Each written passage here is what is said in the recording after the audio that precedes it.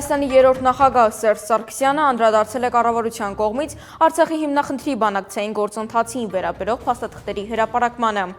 Հայաստանի կառավարության կողմից Ղարաբաղյան հիմնախնդրի բանակցային գործընթացի վերաբերող փաստաթղթերի հրապարակումը ոչ այլ ինչ է, քան պարզունակ, ընդ որում անհեռանկարային փորձ այլոց վրա բարդելու պատասխանատվությունը 2018 թվականի մայիսից հետո Լեռնային Ղարաբաղի հարցով իշխանությունների վարած ձախողյալ քաղաքականության աղետալի հետևանքների համար նշել է երրորդ նախագահը։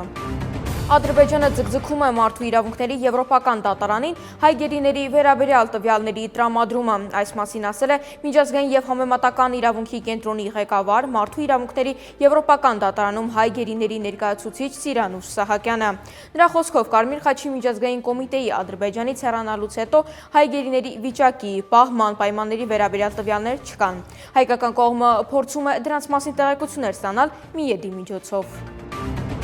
Գեղարքունիքի մարզում վթարի հետևանքով 15 տարեկան տղա է մահացել։ Տեղեկությունը հայտնում են ԶԼՄ-ները։ Դեպքը տեղի է ունեցել դեկտեմբերի 10-ին ժամը 11:30-ին։ Opel Magnishi ավտոմեքենան Դդմաշեն բնակավայրի վարչական տարածքում դուրս է եկել ճանապարհի երթևեկիլի հատվածից եւ ընկել ձորը։ Մեքենան վարել է Գեղարքունիքի բնակիչ 15-ամյա տղան։ Քրեական վարույթ է նախաձեռնվել։